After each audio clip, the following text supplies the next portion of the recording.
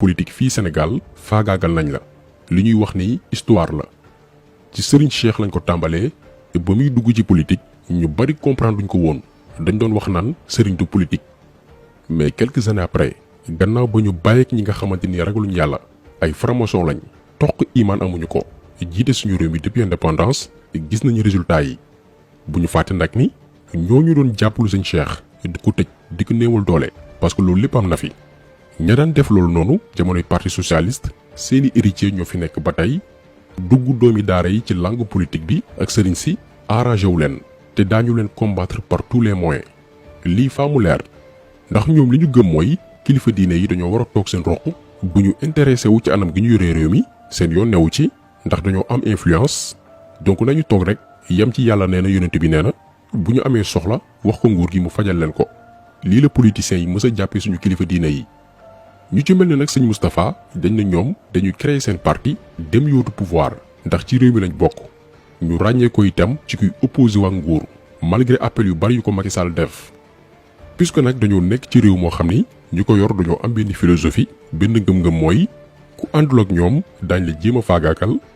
nee naa leen sëgam activiste yi lañu bàyyiwul ñoo xam ne amuñu parti yoruñ mbooloo bu topp seen ginnaaw ñu ci bari ci ñoom bëgguñu sax doon président ñooñu lañu sonal di leen teg fitna mayul leen jàmm ci biir réew mi masamaak benn kilifa boo xam ni dafa engagé wu ci wàllum politique créer parti am ay junni ndaw yu topp ci ginnaawam depuis lors nag am na ay xeetu provocation yoo xam ni ku dëgg rek ñor teg nga ci sa bët. ku yebu bàyyi yàlla moom li mu moom rek waaw lu war a dox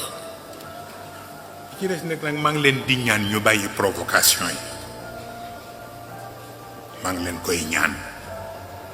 moom Macky Sall mook son ministre de l'intérieur nañu bàyyi provocation yi ba ci gàmmu ren gi.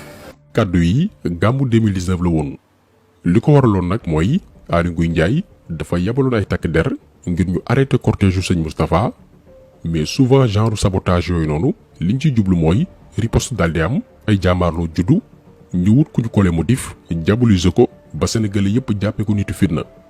yii ay pexe yu salte yu nguuru Macky Sall tàmm di def la te rafetul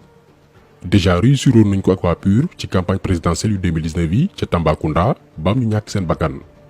ñi doon topp dossier boobu noonu xam nañ ni ab militant wu Benno Bokk Yaakaar moo provoqué woon dem di xotti ay affiche PUR loo xam ne du dëgg du yoon ay coow daal ciy juddu cortège PUR perte seen sang-froid xeexoo am ba ndogal présenté wu mais bu ñuy rapporter fait yi information bi bu ñu koy jibal du ñu wax la provoqué mbir yi loo xam ne mënoon naa ñàkk mais information bi ñuy mettre en avant mooy waa PUR rey nañ ay doomi jàmbur pour diaboliser leen. gàmmu bu 2020 bi weesu tamit ñu attaqué waat cortège yu sëñ Moustapha defoon nañ ko 2019 defaat ko 2020 ba tey ci jamonoy Aly Ngouille Ndiaye après di ngeen gën a comprendre lan moo tax ñu gën a dàq Aly Ngouille Ndiaye indi Antoine Diome parce que moom Aly Ngouille dafay maslaa mën nañ ko sant benn mbir mu jéem koo def mais du ñemee dem jusqu'au bout donc bi ñu attaqué waate cortège yu sëñ Moustapha mbir yi jàllul comme niñ ko bëggee woon parce que Moustarchidine yi riposté wuñu Aly Ngouille Ndiaye tamit ñemewul dem jusqu'au bout ci lañ amal gàmmu 2020 champ de course te programme nguuru Sénégal moo ne woon saboté cortège yu sëñ Moustapha ba jàmmaarloo am ñu annulé gàmmu boobu noonu ñu bañ ko jëmmal rappel yi ñuy def dafa am solo parce que mooy tax ngeen comprendre fi ñu nar a jëm. léegi nag comme ko ku lay wut benn yoon ñaari yoon ba ñetti yoon mënu la am parce que yaa ngeen rek dal dafay seet la gën a taq ci yow mu jéem faa jaar ci la nag nguuru Sénégal jafandu ci benn coowul suuf boo xam ni mi ngi dox diggante sëñ Moustapha ak sëñ Sidi Ahmed Sy Dabakh bi jàpp ni suufu sëñ Moustapha boobu nga xam ni këram fa la nekk benn parti bi dafa laal moomeelu frère am bu ñu naan sëñ Maodo Sy Dabakh ci côté sëñ Moustapha moom yor na benn titre foncier depuis 1982 ci terrain boobu noonu jur coow benn ci këram yi sax nekk Tiwaawan ci titre foncier boobu la bokk. yàlla def jamono dox benn kilifa bu ñu naan Baye Katim Touré jegewoon lool sëñ Cheikh Al Maktoum gannaaw gi mu topp ci ginnaaw sëñ Moustapha suñu borom def mu génn àdduna mais avant muy wujji suñu borom dafa ni woon nañ ko denc ci wetu njabootu sëñ Cheikh looloo waral fameem ànd ci ñu jébbal ko suñu borom ci këru sëñ Moustapha bés biñ koy denc moo nekk nii ngeen di seen ñëpp ko teewe woon bésu 14 mai 2021 bi ñu weesu ñu daal di koy ñaanal defal ko lépp ku ne ñibbi. quelques jours lañ ci teg coow am sëñ Sidi Ahmed Sy Dabakh ne fa ñu denc Baye Katim du yoon. Par la suite ak autorisation procureur ñu daldi sulli néewu Baye Katim Touré muy mbiru sulli néew bi ngeen doon dégg fan yële mais li doy waar gën a yokk tax ñun sax ñu am xel ñaar ci mbir moomu mooy dañoo xëy bés média yépp ne découverte macabre chez sëñ Moustapha Sy. Découverte mooy lu kenn mësta yëg maanaam fekk nañ néew boo xam ne kenn yëgul biir kër sëñ Moustapha ñu daldi ko fay suul. Sénégalais bi dégg information bii te teeyul li muy njëkk a xalaat mooy kon dañoo rey ab doomi aadama biir kër sëñ Moustapha nëbbu ko ndànk daldi koy suul te kenn xamul. te kañuy wax muy Baye Katim ñëpp a fekkee bañ koy denc ay caméra yëpp a nga fa woon avant ñu koy denc ay mbokkam xamoon nañ ni mort naturelle la suñu borom moo ñëw ndax Baye Katim mag la woon ku doon ànd ak sëñ Cheikh newutu tànk ñun ba ñu gisee lii ci lañ ni benn campagne de diabolisation mi ngi ci biir dossier bii mu intéressé ñu woon lool ñu tàmbali di ko topp ànd ci nag ak tey. leneen li gën a garaaw nag mooy gannaaw ba Antoine Diome yabale ay takk der ngir ñu encadrer sulu néew Baye Katim Touré nee naa leen moom mooy Sadik bi ñu remplacé ak Aly Ngouille Ndiaye bi nga xam ni moom dafay yox-yoxi ngir muy def les sales boulot. léegi ci autorisation procureur déglu leen bu baax partie bii duñu sulu néew Baye Katim Touré yóbbu ko hôpital Dantec pour def li ñuy wooye autopsie maanaam il fallait que ñu trouver lenn lu ñu mën a fekk ci yaramu Baye Katim pour ne kii dañ koo rey bàyyi jàmbur ñu koy këll-këlee ñun lii moo ñu gën a marqué ci histoire bi. ba ñu seetee seetaat gisuñ dara ne waaw mort naturelle la suñu borom moo ñëw lañ doon seet gisuñ ko ba noppi woo sëñ Moustapha ne ko kaay jël si néew Baye Katim Touré delloo ko fañ ko dencoon sëriñ bi ne leen ñoo ko jël si woon nañ ko dellool seen bopp. ba tey jii may wax ak yéen néew waajuru jàmbur ñu ngi ko téew hôpital ku nekk na ko xool bu doonee sa baay la ci ban situation ngay nekk. kon ngeen gis ni ba tey waxaguñ lu jëm ci wàllum suuf ba ñu sulle néew Baye Katim Touré ba noppi def autopsie ngir xool ba xam dañ koo rey gisuñ dara la ñuy soog a jublu ci mbiru suuf te ñun jàpp nañ ni sax loolu ma waroon jiitu d'abord maanaam mënu nañu régler coowlu suuf bi ba noppi ba ñu vidé dossier bi xam fi dëgg féetee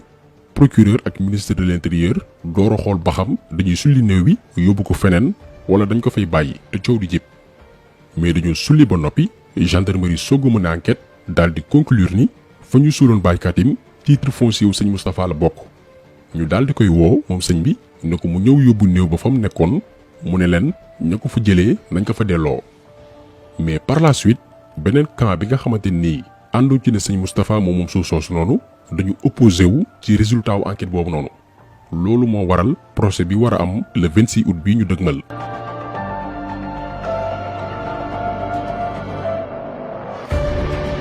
nee naa leen yenn détails yu famille yi duñ ci dugg mais état bu Sénégal bi jël problème bii bëgg ko def combat wu boppam lañ ne moom lan moo ci yoonam lu ko ci. lendemain tam xarit sëñ Moustapha def na benn sortie aborder wàllum politique ne bés bu fi Macky Sall prononcé 3e mandat moom xamul lan la yeneen opposants yi di décider mais moom ak ñi mu àndal dañ ko xeex ci mbedd yi. mais discours bii moom la yenn ci ay politiciens di wax ak ay activistes. maanaam 3e mandat dañ koy tere ci biir réew mi ñun ñii di wax ak yéen loolu la ñu gëm bu ko Macky Sall prononcé bés boobu lay gëj am jàmm ci biir réew mi.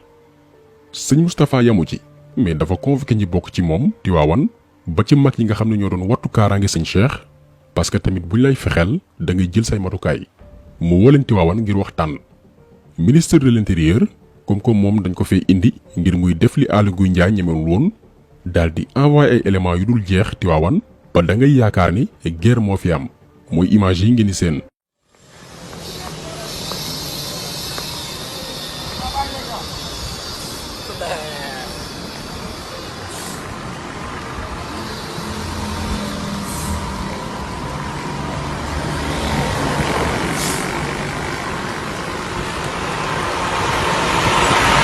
kon gis ngeen ni nguuru Macky Sall bëgguñ jàmm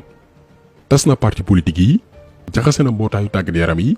lamb ji sax créé na fi ñaari camp léegi lu mustaam muy ay xuloo diggante VIP yi ak ñu ñuy wooye mbër yu ndaw yi. léegi nag mi ngi ci këru diine yi yàgg nañ leen wax ni politique am mooy diviser pour mieux régner dafay fekk benn taal mu koy xamb pour moom ay propre intérêt am kilifa yi nag ñun on est mal placé pour jox leen ay conseils